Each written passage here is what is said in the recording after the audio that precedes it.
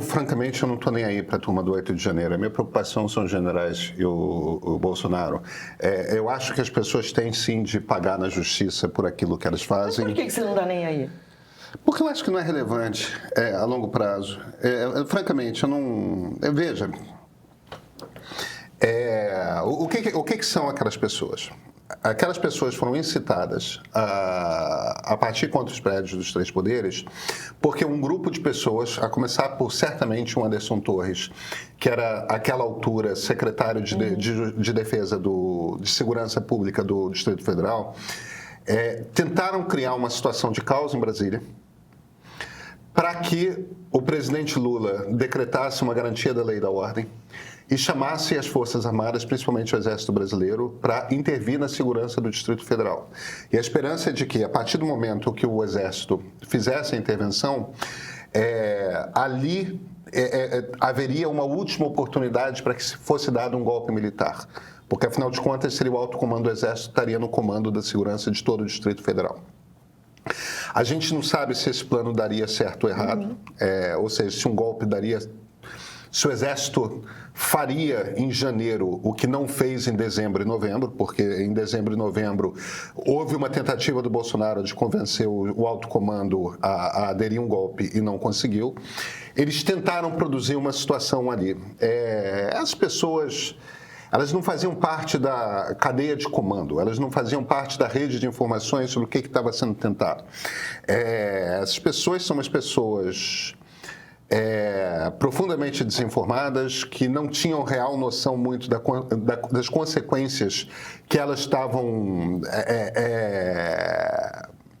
às quais elas estavam se submetendo mesmo. Eu discordo de você. Marilis, pelo amor de Deus, você acha que aquelas pessoas tinham ideia de que elas iam ser presas? Não, porque elas achavam que, na verdade, o que ia acontecer, elas iam conseguir dar um golpe militar. Elas não tinham noção da consequência, porque elas achavam que... Mas isso não ter consideração Mas, Pedro, nenhuma. Elas sabiam o que estavam fazendo. Elas tinham plena consciência do que estavam fazendo. Assim, o meu ponto aqui não é que elas não soubessem que elas estavam cometendo algum tipo de crime. É claro que se você quebra a vidraça de um palácio público, que se você pega um relógio antigo e espatifa no chão, se você rasga uma tela que está exposta num palácio, é claro que você tem consciência de que você está cometendo crimes. O problema é que essas pessoas, obviamente, estavam vivendo numa realidade paralela, que é o que acontece com muitos desses fanáticos políticos.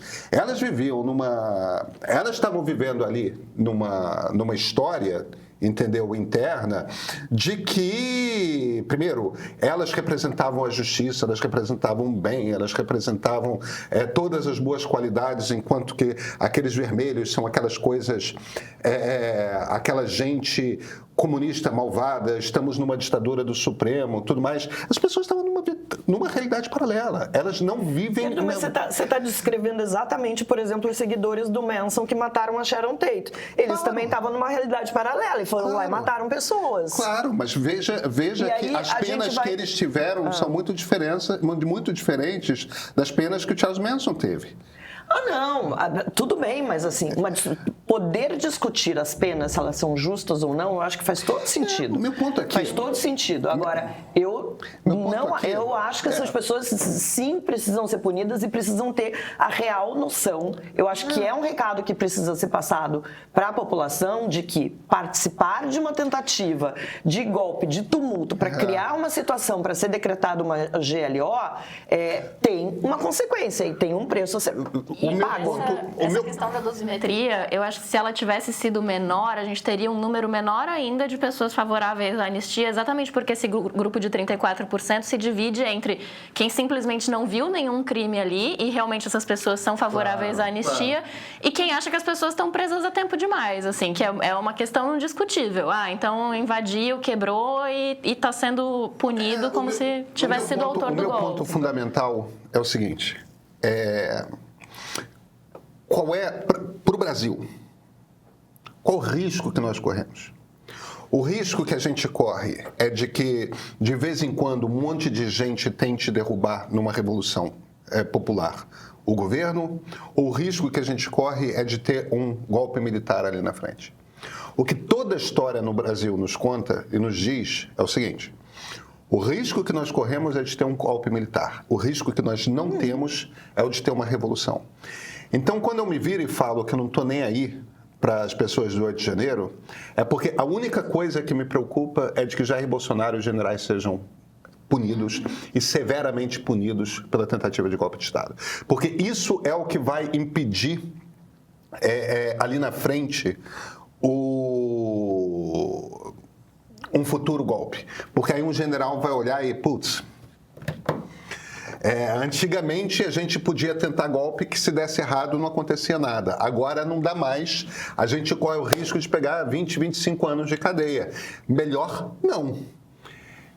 Essa é a minha preocupação. Então, quando eu falo eu não estou nem aí para o 8 de janeiro, para a patrulha do 8 de janeiro, é só por causa disso. É só porque eu acho que para o futuro do Brasil não tem grandes consequências penalizar ou não essas pessoas.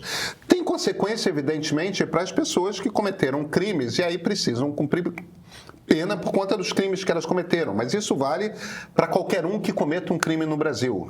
Não tem um efeito real sobre as pessoas. Quando alguém chega para mim com o argumento de mas aí outras pessoas no futuro podem se juntar, não acho, nunca aconteceu. Enquanto que, se alguém se virar para mim e falar, putz, se a gente não condenar os generais daqui a 5 anos, daqui a 10 anos, daqui a 5 meses, daqui a 20 anos, algum general pode tentar dar um golpe de Estado, eu tenho certeza que pode, porque esta é a história do Brasil. Eu entendo isso, mas eu acho que se fosse um outro contexto de anistia, como foi no final da ditadura de 64, em que havia uma necessidade de fazer um acordo porque eram os militares saindo do poder, enfim, eu acho que eu estaria até mais inclinada a aceitar essa ideia para o 8 de janeiro. Mas eu não estou percebendo, e a pesquisa está mostrando isso, uma euforia dos brasileiros, porque não, nós estamos indignados com essas penas, isso é um absurdo. A gente tem ali uma parcela da população que acha que as penas estão muito altas, ok, isso pode ser discutido, mas não tem um clamor para que essas pessoas sejam anistiadas. Então, eu acho que não faz nenhum sentido anistiar. A gente pode discutir a dosimetria, ok? Isso eu acho que é muito importante, porque o meu maior receio a maior parte da turma de pesquisa está convencida, e eu sigo com eles, porque os argumentos deles me convencem, de que a oposição deve ganhar a próxima eleição. Isso pode mudar. Aliás, eu acho que Donald Trump pode ajudar a reeleger Lula. Isso é uma conversa para ali na frente. Eu acho isso impressionante. Se alguém me dissesse isso 6 meses atrás, eu ia falar, não. Não, é isso. Mas eu acho que o Trump é capaz de meter os Estados Unidos num buraco tão grande que... Fazer o agro gostar do Lula. Que Tarcísio de Freitas com boné maga, todas essas coisas vão vir para aterrorizar essas candidaturas. O que seria bom para o país, tá? Não seria ruim, não. Seria bastante bom.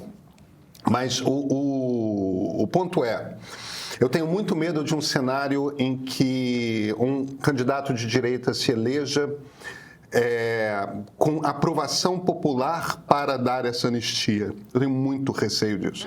Então, tudo que for feito para aumentar o custo para um futuro presidente de direita, o custo político para lhe dar essa anistia, tudo é bem-vindo. Essa pesquisa, nesse sentido, é uma excelente notícia. Porque assim, eu estou disposta a trocar a pena muito alta da Carla... É Carla? Eu esqueci o nome dela, perdão. Da moça do batom. Da Débora, eu sequestrando o batom de novo. Mas da Débora Rodrigues, você topa diminuir a pena dela para prender o Bolsonaro e os generais, né? Se fosse aquela brincadeira do Silvio Santos, eu sim! Mas eu acho que a dela já deve ser revista, porque, enfim, o ministro pediu vista e provavelmente essa pena vai ser rediscutida. Até para que ela não vire esse símbolo, né? Porque ela virou ali uma mártir para os bolsonaristas. Então, ok, mas eu não vejo esse clamor todo, essa preocupação com essas pessoas que estavam lá, assim.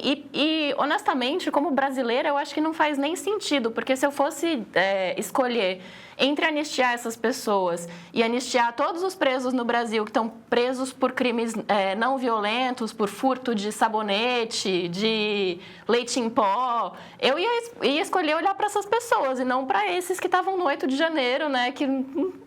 Enfim, para mim essa anistia não faz sentido, mas eu entendo que se houvesse um clamor, ela teria que ser negociada. Mas eu não estou sentindo que há. Não, no momento, o que essa pesquisa da Quest está dizendo é que não há.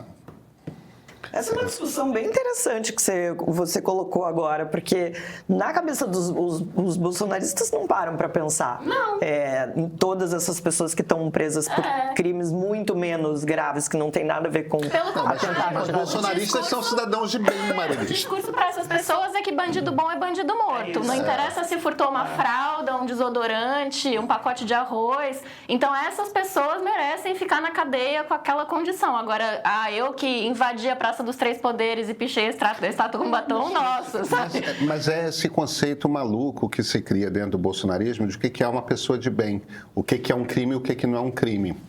No fim das contas, é essa a diferença. Mas eu acho que é educativo você punir essas pessoas que cometeram esses crimes achando que são pessoas de bem. Sim.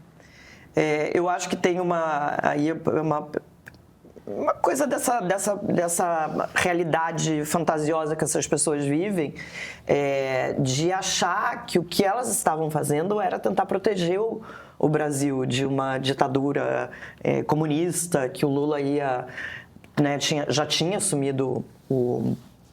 já tinha assumido o poder no dia 1º de janeiro. Eu acho que tem uma parcela dessas pessoas que realmente acredita que estava lutando pelo país e por isso participou de tudo aquilo. Mas eu acho que é educativo que essas pessoas sejam penalizadas, as pessoas querem defender o país, então assim, vamos embora ler a Constituição, ver exatamente o que você pode, o que você não pode fazer.